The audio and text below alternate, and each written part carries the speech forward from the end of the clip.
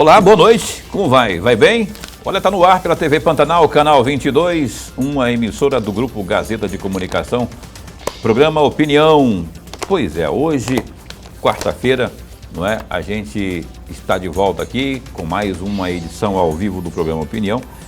E muito bom ter você aqui conosco sempre. Nesta noite, a gente vai entrevistar aqui o primeiro secretário da Assembleia Legislativa, Eduardo Botelho. O deputado estadual Eduardo Botelho é do Democratas. Está chegando aqui já mandou um alô que está chegando. E a gente vai discorrer sobre vários assuntos. Tem assuntos polêmicos para escolher aí lá na Assembleia Legislativa, não é? A questão da previdência dos servidores do Estado é uma delas, né? Afinal de contas, por que será que o Estado ainda não mandou o projeto lá para o Parlamento para que essa novela possa ter fim? Esse é um dos assuntos que a gente vai discorrer aqui com o Botelho, que tem, inclusive, se posicionado aí, tem propostas para resolver isso aí, tem cobrado, né? Uma das pessoas, um dos parlamentares que tem cobrado de forma insistente e tem se reunido bastante aí com o governo, inclusive com o próprio governador. Já já o Botelho fala sobre isso, outras questões mais. Rapaz, tem um projeto do Botelho que me chamou a atenção e eu vou até adiantar aqui que eu estou meio que indignado, rapaz. Porque assim, ele pretende levar a merenda escolar, não é? Lanche escolar para os alunos. E que o Estado possa oferecer esse lanche escolar. E aí foi aprovado e tal, lá na Assembleia, só que aí o governo passou o rodo. Disse que não, recorreu, né? Judicializou e aí a Justiça se posicionou desobrigando o governo a fazê-lo. Mas a gente vai falar sobre isso e também sua participação, caso haja 99932-2529 para você interagir conosco. Eu vou pegar, enquanto isso aqui, o boa noite do Lourenberg Alves, meu chapa. Muito bom tê-lo mais uma noite aqui conosco, abrindo mais um Opinião. Boa noite, meu amigo Paulo Coelho, e um grande abraço, mas um grande abraço mesmo a todos os nossos telespectadores, a razão maior do nosso programa. Então, muito obrigado a você que se liga na TV Pantanal também pela internet, não é? Pela página no Facebook da TV Pantanal. E a você que também se liga pela internet no www.gazetadigital.com.br. Por falar em Gazeta Digital, é o Boca que está lá, né? O Boca é o Allensen, que está aí na direção de imagens. Ô Boca, vamos... Avisa a Caroline aí, para a gente antecipar aqui os boletins do GD. Vamos falar aí... O que é isso? Apareceu lá, né? Apareceu um fundo preto aqui. Eu falei, o que é isso, meu Deus do céu? Essa é a primeira notícia que a gente tem para destacar para você do gazetadigital.com.br. Novo boletim emitido na tarde desta quarta-feira, dia 4, pela Secretaria de Estado de Saúde, a SES, apontou que Mato Grosso registrou 28 novas mortes e 1.104 casos da Covid-19 nas últimas 24 horas. Conforme a pasta, com a atualização, Mato Grosso passou a contabilizar 494.767 contágios. Desse total, em 470.436 ocorrências, as pessoas infectadas se recuperaram da doença. Contudo, 12.898 pessoas morreram devido às complicações do novo coronavírus. Além disso, outras 9.938 pessoas seguem em isolamento domiciliar tratando infecção pelo vírus.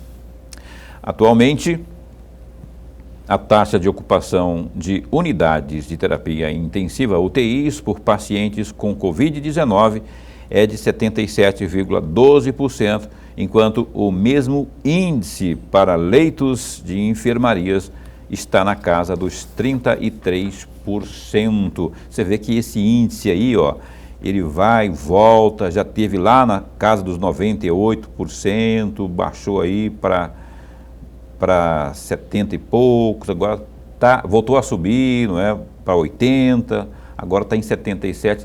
É uma situação que não se pode brincar. Mas mais informações sobre Covid e esses dados atualizados estão aí no Gazeta Digital, que também tem essa informação aí, ó. Detran retoma prova de carro e em Cuiabá terá mutirão para suprir demanda. O Departamento Estadual de Trânsito, Detran, retoma nesta quinta-feira, dia 5, a aplicação da prova prática para a categoria B, no caso, carro, não é? Em diversos municípios do estado. Em Cuiabá, onde a demanda represada é maior, será realizado um mutirão para a aplicação das provas entre os dias 9 e 20 de agosto, com o apoio da equipe local totalmente imunizada. Já em Várzea Grande, o retorno da aplicação das provas da categoria B está previsto para o início em 30 de agosto. De acordo com o presidente do Detran de Mato Grosso, Gustavo Vasconcelos, desde o início da pandemia da Covid-19, o Detran tem buscado formas seguras aí na condução dos processos de formação dos condutores, de maneira em que os credenciados pudessem continuar atividades e também os candidatos pudessem concluir os processos. O retorno dos exames práticos, no caso, para as categorias, e estamos falando das categorias profissionais, foi um exemplo disso. E tem esse destaque também aí do Gazeta Digital, vale a pena conferir. Você pode conferir no Gazeta Digital, perceba aí, denominada de quadrilhão, só 4 vereadores aderem à nova CPI da Câmara de Cuiabá. É uma notícia de hoje, está fresquinha, a sugestão aí, a gente vai conversar sobre isso também aqui. Eu queria pegar até o posicionamento do Lorenberg Alves, não é? Que tem acompanhado também essas informações. A gente traz sempre aqui, Lorenberg, você vê aí no Gazeta Digital, ó, que está inclusive trazendo essa posição aí da possível CPI do quadrilhão, que é uma proposta que surgiu lá, né? 4 vereadores que estão aderindo aí a nova, uma espécie de nova CPI na Câmara, uma CPI em cima da CPI, né? Sugestão aí de Maria da Penha, defensoras pedem que o governo de Santa Catarina também investigue Piveta. Esse é um assunto que a gente vai estar discutindo daqui a pouco, não é? Aqui também no programa Opinião. Eu queria que você comentasse, Lorenberg, sobre uma opinião sua sobre essa questão aí da CPI dos medicamentos, não é? Vai e volta, agora que a coisa começou, o caldo começou a entornar, e aí essa sugestão aí de... Faz necessária realmente a abertura de mais uma CPI para apurar o que não se teve ainda um consenso na CPI? Paulo e amigo telespectador, primeiro a gente vai ter que entender, e nós precisamos entender mesmo, o que é uma CPI. A CPI é, a grosso modo, um instrumento, mas um instrumento valioso no regime democrático.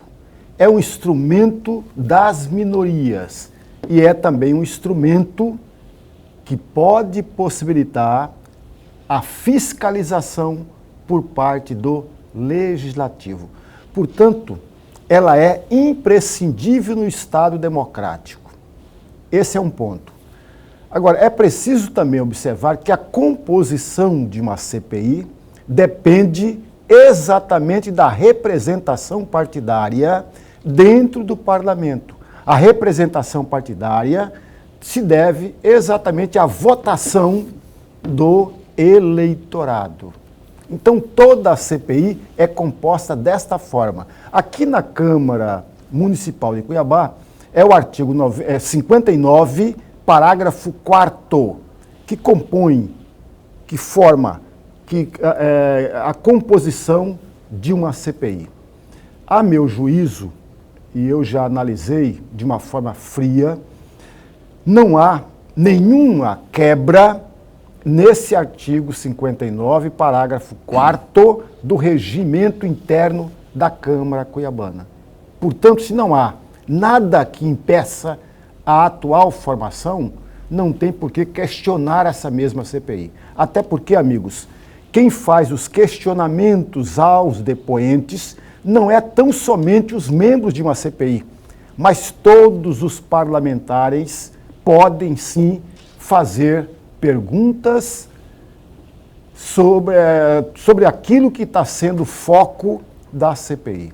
Infelizmente mesmo, e não é só em Cuiabá, mas em todo o país, a imensa maioria dos parlamentares não se prepararam para fazer os questionamentos devidos para os depoentes. É simples, amigos, é simples. Ora, se eu tenho uma CPI, tem um foco dela, no caso aqui de Cuiabá, são os medicamentos, a primeira coisa que deveria ser feito é aquilo que a Câmara não fez, que outras CPIs não fizeram e que no Congresso Nacional também não fazem. É o quê? Buscar a documentação existente. Buscar tudo a respeito daquele foco, daquele objeto que está sendo investigado. Essa é a primeira tarefa. Por que isso?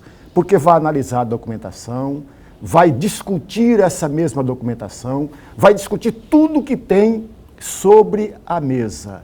E a partir daí, você elenca uma série de perguntas, uma série de questionamentos para fazer aos depoentes. Acontece que eles trazem os depoentes antes de analisar qualquer documentação. É claro e evidente que no transcorrer de uma CPI aparecem novas evidências, aparecem novos documentos. Eu estou falando daqueles documentos que deveriam ser conseguidos antes de convocar ou de convidar testemunhas para depor.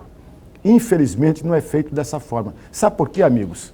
É muito melhor para o parlamentar trazer os depoimentos, porque dá visibilidade eleitoral.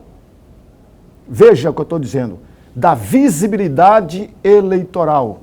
É muito melhor fazer barulho, porque uma parte do eleitorado brasileiro, e eu estou especificando essa parte do eleitorado, que é de torcedores, o eleitor torcedor, esse é o grande problema que o conjunto do eleitorado no Brasil tem.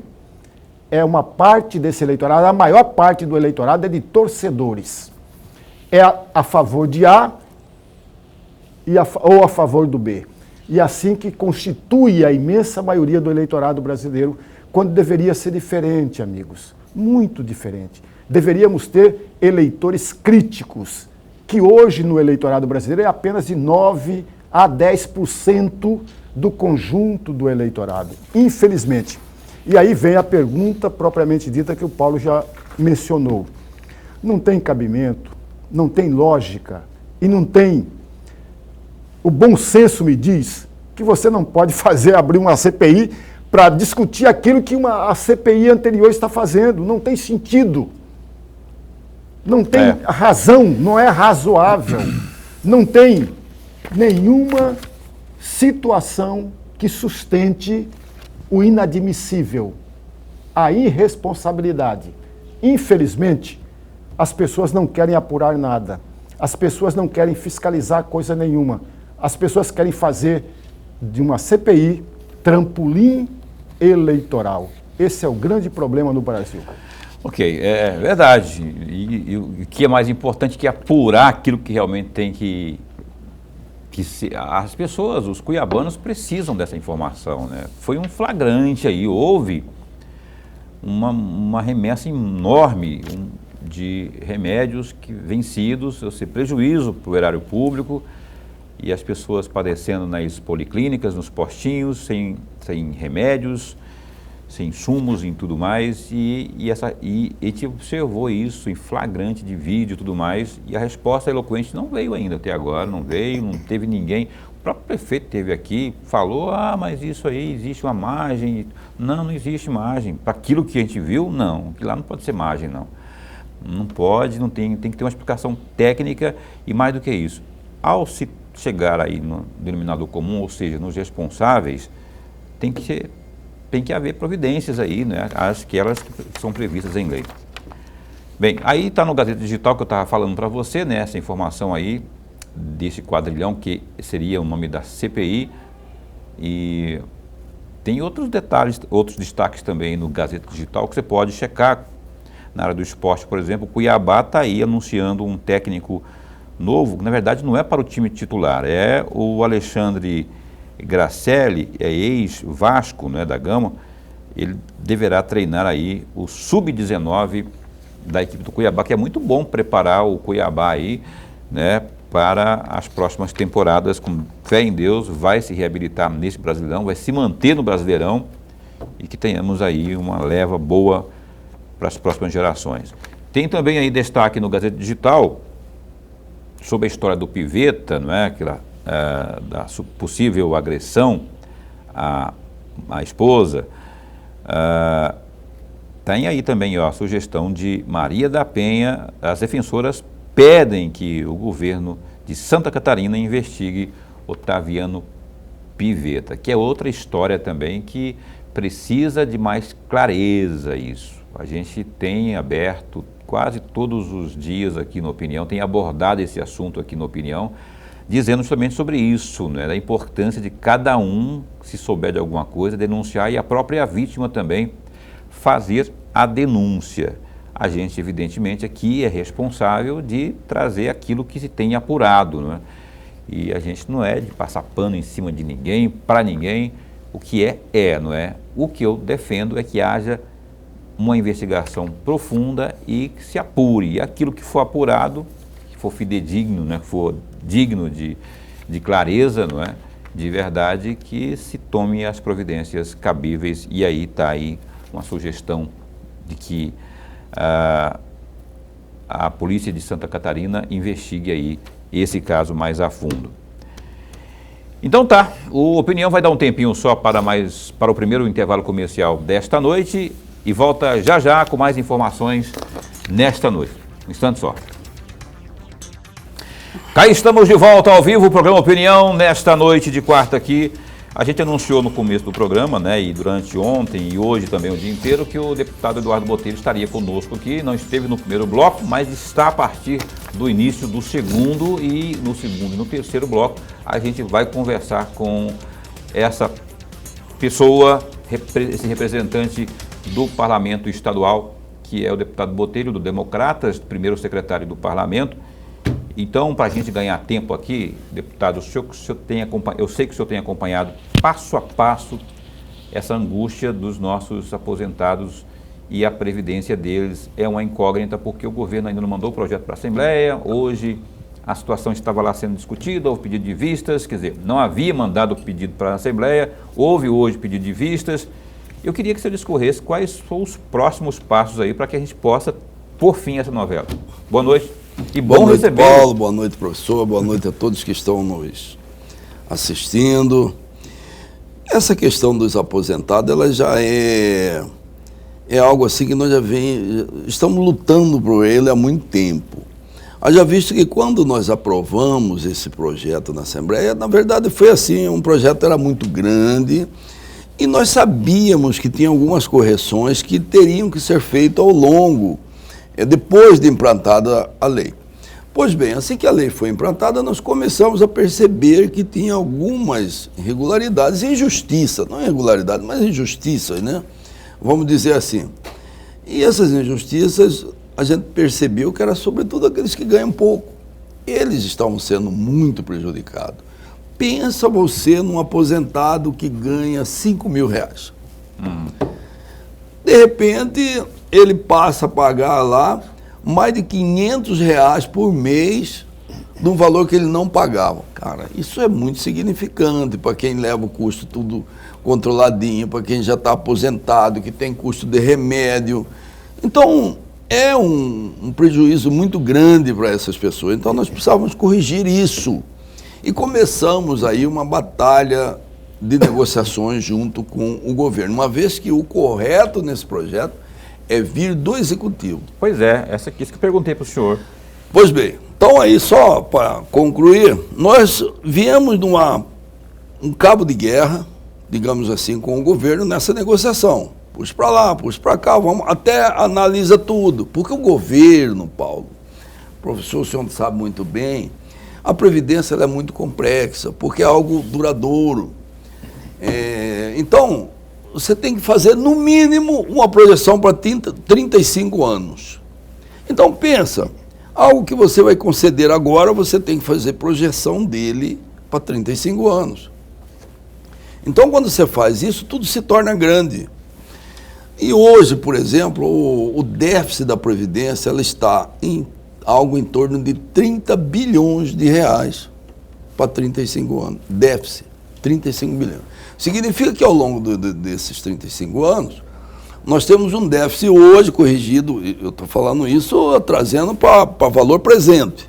Eu não estou falando daqui 35 anos, não. Em valor presente, ela é 30 bilhões de reais. Muita coisa. É muito valor muito alto. Então, esse valor, evidentemente, que ele vai aumentando, porque vai tendo as correções e tal. Então, em valor presente, ele dá em torno de 30 bilhões. Então, precisa o governo mostrar como que vai pagar. E qualquer mexida que você dá, aumenta esse valor. Então, nós fizemos uma negociação aí com o governo para que houvesse algumas concessões. E depois de muita batalha, a concessão que foi possível foi essa de conceder um rebate de 3.300 para quem ganha até 9 mil.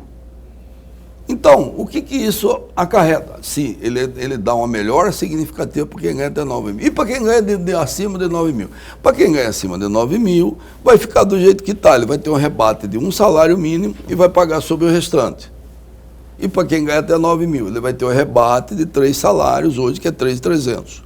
Então, esse foi o que nós conseguimos. E para a doença, porque a lei federal, ela retirou essa questão das doenças graves, doenças raras, doenças permanentes, foi retirado, ele não consta mais na lei federal. Então, se foi retirado, ficou como algo assim, ou não existe mais, ou os estados poderiam fazer. Essa é a discussão. E no nosso entendimento, o estado pode fazer, como tem alguns estados que já o fez. Então, nós passamos a defender que haja também essa concessão para as pessoas, para os inativos de Mato Grosso.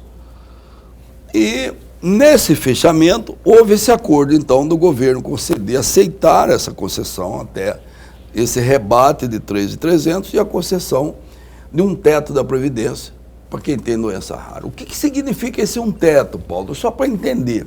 Significa que todos aposentados, independente de valor, ele tem um rebate de 6.400. Suponha que ele ganha 7 mil. Então vai ser 7 mil menos 6.400. Ele vai pagar a Previdência em cima de R$600.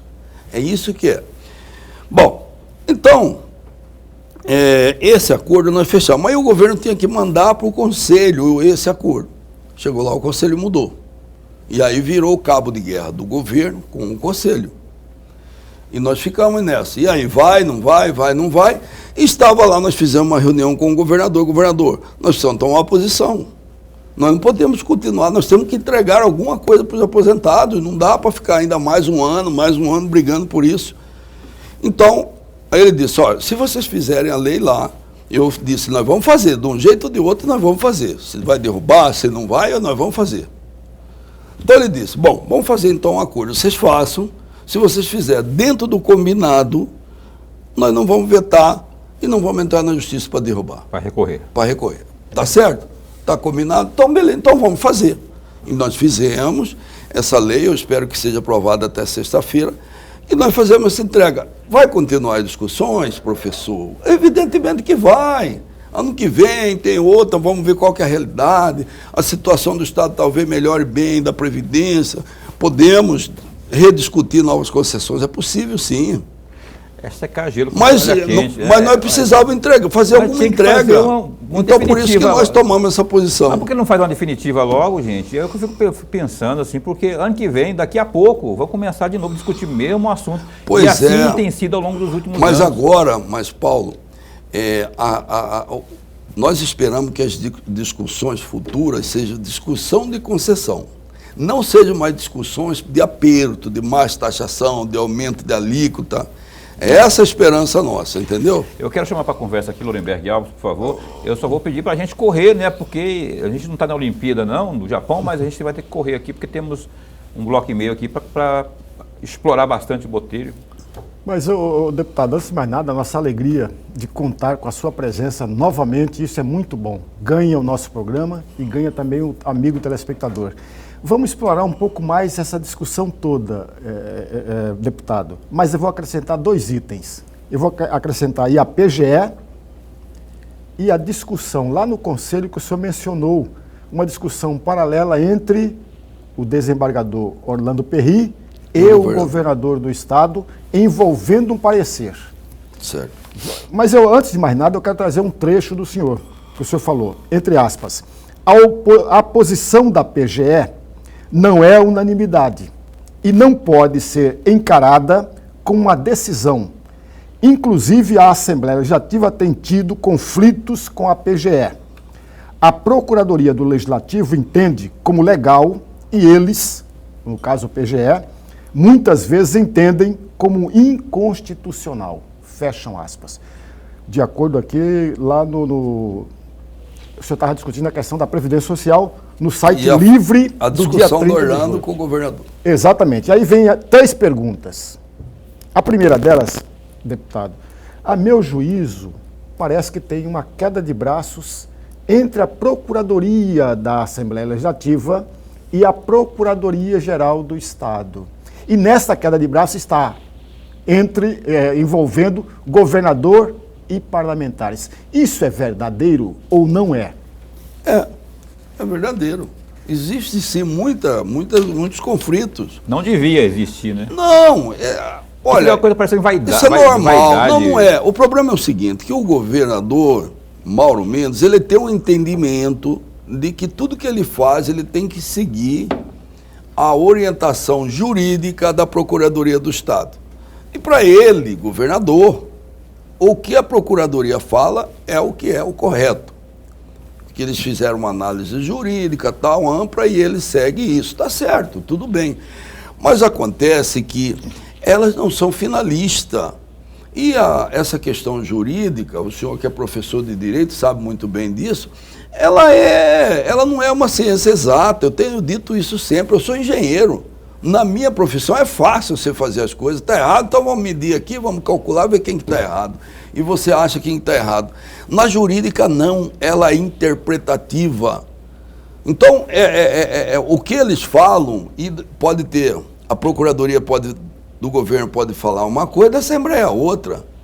E quando vai no Supremo, você vê que lá também existe essa disparidade. Quase tudo lá é 6-5, porque tem 5 que não concordam, acha que é constitucional, o outro acha que não é. Então, essas são o que a gente entende, e eu acho isso perfeitamente normal. Perfeitamente normal. E aí, a minha fala foi nesse sentido, de que ela não é finalista mesmo. Agora, ela é decisiva? Não, não é. Porque quem decide é o judiciário, no final, se algo é inconstitucional. E, finalmente, é o Supremo, porque nós podemos recorrer até o Supremo. Aí, entrando a segunda questão, que você já começou a respondê-la, que entra exatamente a discussão entre o desembargador Orlando Perry, que naquela oportunidade estava como conselheiro, integrante do Conselho Prev, que o governador do estado é o presidente desse mesmo conselho, mas tem que obedecer o que decidiu o conselho.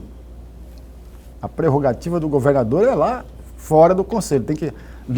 Dentro do conselho tem que obedecer a regra decidida do conselho. Eu concordo. E aí entrou a discussão, porque o governador chegou para essa reunião já com parecer da Procuradoria-Geral do Estado para mexer exatamente naquela isenção que foi decidido pelo Conselho, de isenção de quem ganha até R$12.000 e que tem doenças raras, que é isento dessa alíquota de 14%. Certo. Foi decidido pelo Conselho. O governador não aceitou, claro, e aí o Orlando Perry, uma frase dele que é bom a gente estar lembrando sempre aqui, entre aspas, a Procuradoria não é o Supremo Tribunal Federal, Procuradoria-Geral do Estado, para ter a palavra única para dizer aquele tema é constitucional ou inconstitucional, fecha aspas. O desembargador está completamente correto. Completamente correto. E aí vem a minha pergunta, deputado. O senhor acha que o governador está submisso à mercê da Procuradoria-Geral do Estado ou ele está usando a Procuradoria-Geral do Estado para defender os seus interesses particulares?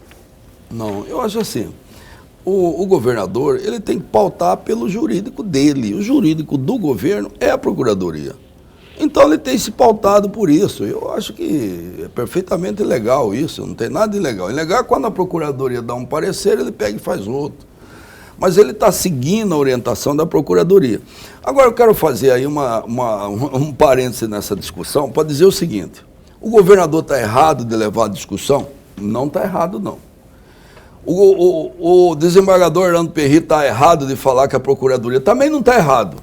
Então, eu diria assim, a discussão, ela mostrou que os dois estão certos. O governador, ele pediu uma revisão. Aí diz, o governador não está respeitando. Eu não estou fazendo defesa do governador aqui, mas eu estou pontuando a minha posição.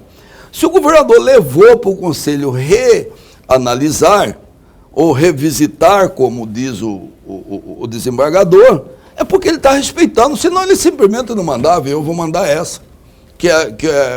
A Procuradoria diz que é legal. Então, ele fez o caminho correto, que é pedir para o Conselho reanalisar o tema. Que já tinha sido decidido já antes tinha, mas pode reanalisar. Aí eu pergunto para você, quantas vezes a Justiça reanalisa temas? Olha, quantos que o Supremo revisou e reanalisou? Eu fui afastado da Assembleia agora em fevereiro porque eu não poderia ficar 3 mandatos. Porque a Constituição do Estado não poderia fazer isso. Mas esse tema já foi discutido no Supremo, no pleno do Supremo. E deu legalidade para as Assembleias Estaduais legislar e fazer. Aí eles mudaram tudo. Você sabia disso, professor Lorenberg? Que esse tema já tinha sido discutido e votado no pleno do Supremo? Aí próprios ministros que estavam lá, que votaram na época, dizendo que essa não era cláusula de... Mudou de ideia. Ele mudou. E aí eu fui lá conversar com o ministro Gilmar, falei, ministro, isso já foi análise, pauta, já virou jurisprudência daqui, do Supremo, foi votado no pleno, inclusive o senhor votou. Aí ele falou, mas aqui tem mesmo essas mudanças de pensamento. E hoje mudou o entendimento. Muda. Então, quer dizer, se lá pode mudar, por que aqui também no Conselho não pode ter reanálise? Então, eu só estou fazendo essa defesa da colocação do governador em pedir para o Conselho reanalisar. Agora, o Conselho foi firme, nós não vamos reanalisar, que é justo também. Já está decidido, nós não vamos reanalisar simplesmente por um parecer da Procuradoria, que não é finalista, como o desembargador Orlando Perry falou. A terceira pergunta... A terceira, muito rapidamente, deputado. Os deputados, e o senhor em especial, diante de duas posições diferentes, da Procuradoria do Legislativo e da Procuradoria-Geral do Estado, qual era o posicionamento que o senhor... Da Procuradoria da Assembleia, que é legal e que pode fazer 2 terços. E essa é a minha posição. Agora, você pergunta para mim, então por que vocês estão fazendo 1? Porque foi acordo. Porque foi acordo para ser aceito, para nós chegarmos a um finalmente, para nós fazermos algumas entregas, então é isso. Você entendeu? Mas a minha opinião é que pode sim fazer os 2. Deputado, neste bloco ainda, eu quero trocar de assunto aqui, Lorenberg. Uma opinião do deputado e também do correligionário, do democrata, não é? Botelho. Comenta pra gente aqui o episódio do Otaviano Pivetta, tanto do ponto de vista, porque a Assembleia também tem essa preocupação aí, a Janaína é prova disso, né, de se trabalhar cada vez mais aí no combate à violência doméstica, ponto. E a questão política propriamente, né, Otaviano Pivetta é vice-governador, cogitado nos bastidores para não repetir aí a dobradinha com o Mauro Mendes na eleição de 22, caso o Mauro decida ser candidato à reeleição. que prejuízos traz aí? Primeiro, a questão da possível violência em si. E a segunda é o que o senhor acha disso no que diz respeito ao governador? Se isso pode respingar aí no governador. Bom, eu primeiro falar no geral o seguinte, a violência contra a mulher, evidentemente que nós todos combatemos. Nós criamos na Assembleia, inclusive, uma câmara temática sobre isso, que ainda está paralisada por causa da pandemia, mas que vinha trabalhando, visitando os municípios, inclusive nessa luta que participava dela a desembargadora Maria Herotildes, Jaci Proença, tem uma promotora, tem uma defensora também participando, que eu não me perdoem elas, que nesse momento acabo que não estou me recordando o nome delas, mas são pessoas que estão contribuindo, essas mulheres, e muito para essa Câmara. E ela tem levado essa discussão para todos os locais, para o interior, para os municípios, porque essa é uma questão que eu sempre falo o seguinte, isso é uma questão cultural que nós temos que estar toda hora brigando, levantando contra ela. E eu sou um dos que vivo nessa defesa. Em relação ao episódio, praticamente em relação a deles, eu não tenho conhecimento, nós ficamos assim muito recolhidos nessas discussões lá dentro da Assembleia, não acompanhei assim bem prático o desenrolar disso. Vi algumas matérias, mas eu vi uma matéria de um jeito, aí vinha outra de outro jeito, outra já saiu umas outras. Então, você pergunta assim, você tem opinião formada? Não, eu não tenho opinião formada. E até acho ruim para mim fazer alguma opinião. Uma vez que a família da doutora Viviane, que é a esposa dele, são meus correlejados, meus amigos há mais de 40 anos lá de Nobres. A mãe dela, a professora Neusalina, uma pessoa queridíssima em Nobres. Então, são pessoas queridas. O Otaviano também é meu amigo, é um cara que eu admiro muito. Então, eu não tenho conhecimento e eu me julgo... como é que fala na justiça? Incompetente. Eu me julgo na incompetência de fazer Suspeição. Suspeição. Qualquer comentário. Mas aí, a questão política propriamente, assim, tendo ou não tendo culpa, no caso, porque agora a pressão feminina, inclusive, as feministas e as defensoras da causa, não é? Eu estava falando agora há pouco no Gazeta Digital aí, a pressão para que a Polícia Civil de Santa Catarina instaure o inquérito e vá a fundo e tudo mais, aqui no estado também, a ala feminina, as pessoas, autoridades ou não, aliás, a doutora Mini Haddad vai estar conosco aqui na sexta-feira, está confirmado, viu? Falei com ela hoje. Isso não vai respingar no Mauro Mendes, não falo só na gestão não, para uma possível candidatura à reeleição? Não, eu acho que no Mauro Mendes não. Evidentemente que nós, políticos, nós já vivemos assim, nós já sofremos, nossa vida é sempre vasculhada. E eu acho isso justo, porque nós somos representantes do povo. Então, eu também não acho... Quando eu fui entrar na política, eu me relutei muito por conta disso. Falei, gente, minha vida vai ser vasculhada, vão ficar olhando onde que eu estou, o que eu estou fazendo, com quem que eu estou andando. E eu não gosto disso, mas de repente eu entrei. Então eu tenho que entender que eu estou numa vida pública e a minha vida tem que ser colocada tudo às claras. Tanto que com a nossa declaração de imposto de renda, quando você passa a ser político, ela não é mais pública. Ela não é mais privada, é pública. Já é pública. Então, essa é a relação. Eu acho que, então, qualquer coisa que tem, evidentemente, que causa desgaste. Agora, eu acredito que isso, no governador Mauro Mendes, ou numa possível candidatura do Piveto, não sei, vai ser ao longo do tempo que a gente vai saber como que vai ser o desenrolar disso. É muito difícil você falar... Não respinga, não. Assim... Eu estou falando da possível dobradinha, por exemplo, que você falou aí e tal, porque eu pergunto mais porque o Mauro é do Democratas, né? E o senhor é do Democratas, quer dizer, uma das principais lideranças, inclusive, do DEM. Se isso não inviabilizaria, ou você acha que isso aí, se bem explicadinho, se vier à tona aí uma explicação que convença, não é? Se eu acha que isso... Não, eu continuo na opinião. Eu acho que o tempo é que vai dizer. O tempo, como que isso vai ser colocado, como que Otaviano, evidentemente, vai se explicar, como que vai ser a explicação dele, como que a população vai entender isso, porque eu posso entender de um jeito e a população entender do outro. Nós já tivemos episódios em que nós entendíamos que a opinião pública não ia... Vocês viram a eleição de Cuiabá. A gente entendia, não vai ser reeleito por conta de muito embate, está apanhando muito, só que de repente foi eleito. Então, foi reeleito. Então, essas coisas a gente não dá para você fazer um julgamento dele muito antes, está muito longe, muita coisa vai rodar. Nós vivemos no momento, nós vivemos numa época das deletação. Tudo você deleta do celular e deleta também na sua cabeça. Tem fatos que ocorreu lá, você mesmo já esquece. Eu já quero saber, nós estamos vivendo uma vida muito dinâmica, em que muita coisa daqui a um ano já nem se toca mais.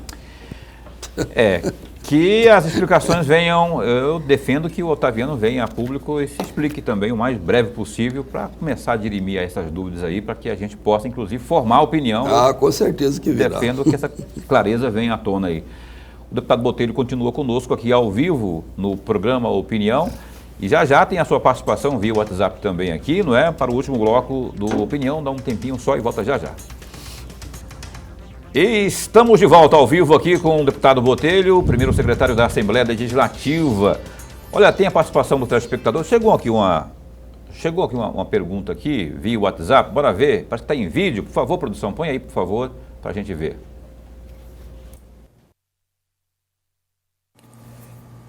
Boa noite, Paulo. Boa noite a todos que estão nos assistindo. Sou José Carlos, presidente do bairro Sol Nascente. Boa noite ao nosso entrevistado Eduardo Botelho. Botelho, estamos falando há muito tempo sobre os intermodais, tanto transporte rodoviário, ferroviário e hidroviário. Agora estamos recebendo aqui, sabemos que teremos apenas um tramo que passará por Cuiabá. Eu gostaria de saber de Vossa Excelência, tu é a favor desse tramo só passar por Cuiabá ou ter aqui hoje um terminal para que escoe e que também contemple toda essa baixada cuiabana aqui no transporte ferroviário? Um abraço, fica com Deus. Zé Carlos do Sol Nascente, obrigado, viu, Zé, pela participação aqui. O senhor entendeu a pergunta, né? Entendi, por favor. Entendi. Bom, primeiro eu quero fazer uma colocação aqui, que essa discussão da concessão ferroviária partiu da Assembleia. Eu fui a propositura e fomos a primeira Assembleia a alterar uma Constituição permitindo que o Estado pudesse fazer as concessões de ferrovia. A Assembleia de Minas Gerais ligou aqui, copiou o nosso projeto, fez lá, alterou, o governador lá fez a lei complementar, mandou para a Assembleia e já fez concessões. Lá já está até funcionando, já está em andamento. Então, essa luta nossa ela é uma luta secular em relação a essa ferrovia. Agora, a questão do ramal, por que ela é um ramal? Porque ela fica inviável, o custo dela vindo por aqui, que seria o ideal para nós ter esse grande terminal. O grande terminal aqui seria muito, muito melhor. O problema é o custo disso que as empresas têm apresentado, que o custo ficaria muito alto e poderia inviabilizar toda essa construção até Cuiabá. Agora, o que é nosso objetivo? É que a ferrovia chegue aqui para baratear o custo dos produtos que vêm para cá, que pode vir, e isso não altera em nada, dos produtos que saem de Cuiabá, para ele ter também um custo mais barato de transporte, também isso não altera em nada, sendo ramal. Então, para o nosso objetivo maior, que é baratear o custo das mercadorias que aqui chegam e que daqui saem, eu acho que isso daí atende perfeitamente. Agora, se pudesse fazer um grande terminal aqui para nós termos movimentação, lógico que seria muito melhor. Mas, no momento, o que é viável, segundo as empresas têm apresentado, é fazer esse ramal. E eu entendo que o ramal nos atende. Atende mesmo? Atende, perfeitamente. Porque o que você muda com o ramal, não sendo o ramal? Parece que Cuiabá está meio sendo preterida nisso. O que você muda com não sendo o ramal? A única coisa que você muda é a movimentação. Por exemplo, Rondonópolis, o terminal é lá? Não, não é lá. É Altaraguaia. Mas o que acontece? Mas ele tem a mesma... para eles é uma grande vantagem a ferrovia. Então, eu acho que para eles, chegando aqui para nós, que o nosso objetivo é tornar o custo de transporte mais barato para nós. Baratear o custo de transporte. E baratear o custo também dos produtos que saem daqui. Então, para esse objetivo, perfeitamente, atende sim um ramal. Tá certo. Obrigado, viu, Zé Carlos aí, do Sol Nascente. Professor Lorenberg.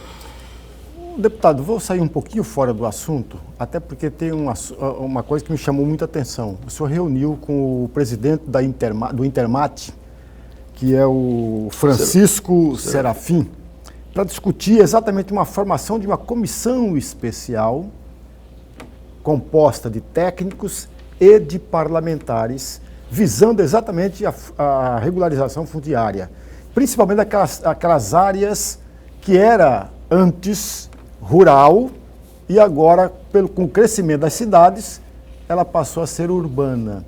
Então, essa comissão já está sendo formada e qual é exatamente o primeiro passo que essa comissão vai dar? Bom, primeiro nós só quero fazer uma explicação, professor. O senhor é professor, eu também fui professor há muito tempo, sempre a gente gosta de explicar as coisas. Por que nós estamos fazendo isso?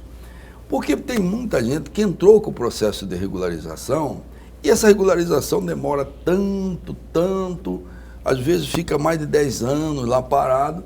Quando vai fazer, ele já não é mais rural, ele já está no perímetro urbano. Aí todo o processo que ele começou não serve mais. Aí ele continua com a área sem documentação, com a área sem...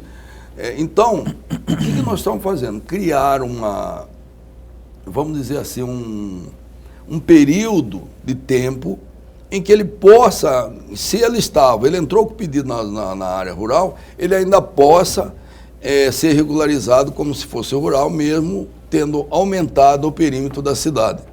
Então, nós queremos evitar esse problema para muita gente que tem, não é pouco não, viu?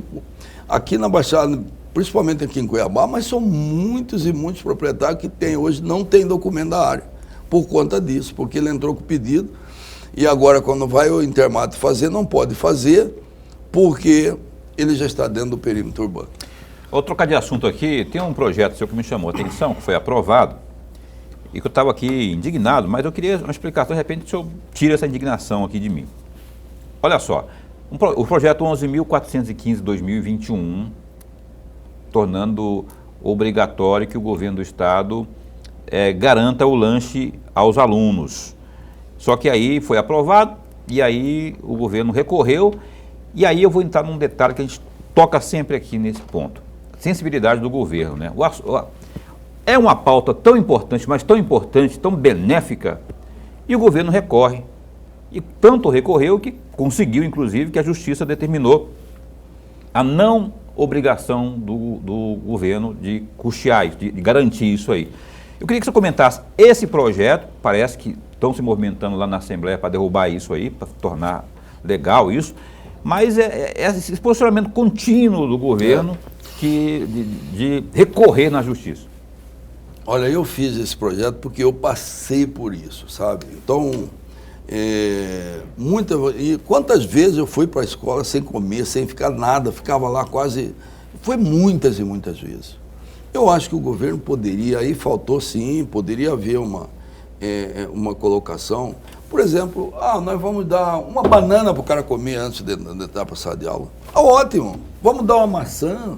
Será que o Estado não pode fazer isso? Pode sim. E tem agricultura familiar também. Pode, nós iríamos inclusive fomentar a agricultura familiar. Então ele podia fazer assim, o lanche vai ser uma fruta na hora dele entrar, ele come uma fruta. Que quem quiser pega.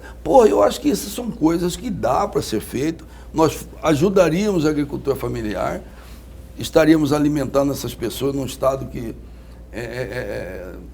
um estado tão rico como o nosso, e evitaríamos aí muita evasão escolar e pessoas que estariam na escola e crianças que estariam dentro da sala de aula não aprendendo nada porque está com a barriga lá nas costas. Né? A Assembleia vai lutar para derrubar isso? Nós vamos defender, vamos lutando sim. E tem movimentação isso então, claro. Né? Professor Lorenberg. Ainda nessa mesma discussão, deputado, e a PEC 010, que é a PEC da Empaer, que também é um jogo de queda de braços aí, entre o governo e a Assembleia Legislativa com relação àqueles funcionários que, de acordo com a PEC, que o senhor é autor, deve ser mantido lá na Empaer. Bom, essa é outra questão jurídica, né, que nós estamos, mais uma vez, nesse embate. Inclusive existe no Congresso Nacional, o Congresso está com um projeto semelhante ao nosso em andamento lá. Porque essa questão, ela existe, Existem muitos problemas desse tipo. Então, o que aconteceu? Lá no governo, acho que foi no governo Jaime Campos, fez-se um seletivo, mas não foi um concurso público, fez uma seleção e colocou essas pessoas para dentro. Eles estão desde aquela época, professor Lorenberg, trabalhando lá. Para eles está tudo legal. Agora você pega assim com um cartão vermelho, tchau, obrigado, vai embora. Você não tem direito a nada, não tem direito à indenização, não tem direito a nada, porque você estava ilegal aqui. Ora, não é justo isso, né, gente? Então, essa PEC, ela é uma tentativa nossa, lógico, porque essa teria que ser uma iniciativa do governo, mas como a PEC ela é um instrumento legislativo, nós fizemos isso para dar essa legalidade e dar essa oportunidade para essas pessoas de entrar na justiça, e eu espero que a justiça reconheça esse direito desses cidadãos. Olha só, esteve aqui nessa bancada aqui, na semana que passou, o senhor Normando Corral, que é da FAMATO. E aí eu perguntei, rapaz, a gente não pode, jornalista não pode deixar de perguntar, né? E aí, rapaz, essa questão dos ossinhos aí, de pessoas aí na fila, um estado que é campeão na exportação de carne e tudo mais.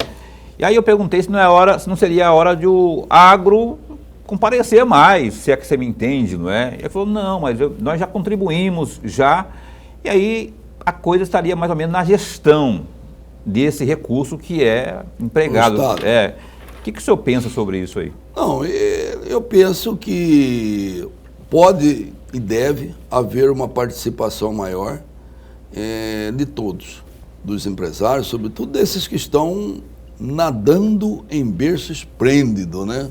Que estão faturando e faturando alto, inclusive ganhando muito com a Covid e com tudo. Por quê? Porque muitas produções parou e eles continuaram produzindo. Então, as commodities supervalorizaram. Então, eu acho que eles poderiam, hoje já tem participando, nós estamos numa parceria com a ProSoja, nós estamos com uma meta aí de arrecadar 100 mil cestas básicas. Só que a ProSoja, ela basicamente é os pequenos, ela não é os grandão. Os grandões têm que fazer algo deles, eles tomar iniciativa, fazer. Sem intermediação. E esses não estão vindo para a linha de frente. É essa a minha reclamação e o meu chamamento. Venha para a linha de frente, venha participar dessas doações, vamos fazer uma grande campanha. Essa fila do ossinho que tem lá no CPA, ela não é só no CPA, se você botar a fila do ossinho em qualquer lugar, vai ter filas e filas, porque foi...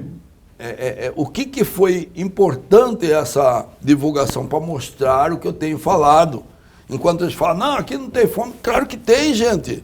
É porque eles não conhecem os bairros, porque eles não andam nos bairros, porque eles andam só de avião, de jato, porque eles só sentam para discutir interesses deles, na hora que é para resolver, eles só sentam com governantes, com ministros. Ele não vai no bairro sentar com uma pessoa pobre lá dentro da casa dele. Mas não seria má aplicação dos recursos, tal como sugeriu? Não, o recurso está sendo aplicado bem, o governo está fazendo também, nós temos o cartão Ser Família aqui, tudo essas iniciativas estão colocando aí. Houve a grande bênção da primeira-dama, ninguém discute isso. Mas as cobranças e os pedidos começou dentro da Assembleia Legislativa. Foi a Assembleia que começou a pedir que o governo participasse desse auxílio. E aí nós entramos nesse entendimento de fazer o cartão Ser Família e a doação de cestas básicas. Então, o governo tem feito a sua parte, está fazendo. Agora, precisa todo mundo fazer. Por quê? Quanto que você acha que um desses grandão aí põe no bolso por ano de lucro? Sem pagar imposto. Por que eu falo sem pagar imposto? Porque, veja bem, não é que ele não paga, ele paga, mas paga pouco. Uma empresa deles fatura 5, 6 bilhões. Quanto que é a lucratividade, professor Lorenberg, da soja, do algodão? Quanto que é? O senhor sabe? Não. Vamos jogar por baixo que seja 20%. Eles falam que é 30%, mas que seja 20%. Sabe quanto que eles põem no bolso de lucro, meu amigo? 1 bilhão por ano. 1 bilhão.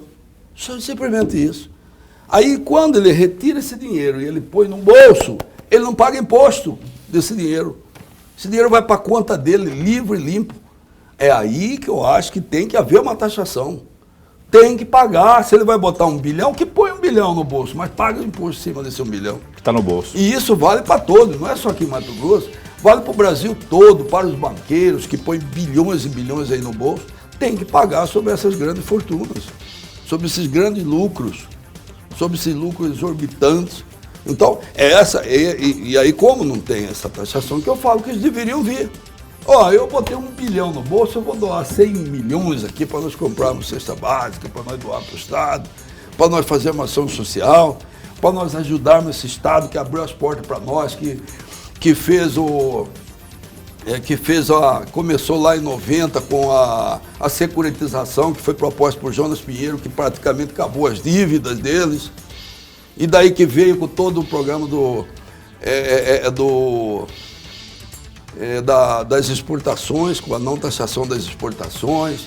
Então, eu vou ajudar esse Estado que abriu tudo isso. Tá faltando vou contribuir. Está faltando Essa é a grande fala minha e o chamamento que eu faço. Deputado Botelho, muito obrigado por o senhor ter vindo aqui. Eu queria que, primeiro o secretário da Assembleia, eu ia perguntar da saúde financeira da Assembleia, que estava devolvendo dinheiro para o Estado, mas aí a gente, na correria aqui, eu queria que o senhor, em 30 segundos aí, nas suas considerações finais aí, desse aí o seu boa noite para o nosso telespectador. Bom, então 30 segundos, boa noite. Nem campanha eleitoral, né? Mas agradecer mais uma vez aí, Paulo, professor Lorenberg, a todos vocês aí que estão nos assistindo, estão nos ouvindo. Essa oportunidade que a gente tem de debater, de falar, de colocar as nossas ideias. Muitas vezes eu saio daqui, o cara fala, você está provocando. Não, eu não estou provocando, eu estou chamando para o debate, chamando para a discussão. É isso que faz a democracia. Não estou ofendendo ninguém, não estou acusando ninguém. Então, essa oportunidade que vocês dão é muito importante para nós e eu tenho certeza que para o telespectador que está aí também assistindo. Verdade. Obrigado, boa noite a todos. Logo, logo a gente vai estar perturbando para o senhor voltar aqui para falarmos mais, tem muita coisa para falar, inclusive da primeira secretaria do Parlamento Estadual. Até mais, até amanhã? Até amanhã. Amanhã a gente entrevista aqui ao vivo o governador de Mato Grosso, Mauro Mendes. Agora ele vem, porque terça-feira teve um problema aí, mas terça-feira foi terça-feira. Amanhã, quinta, às 7h30 da noite, o governador Mauro Mendes ao vivo conosco aqui na TV Pantanal. Até lá, fica bem, fica com Deus também.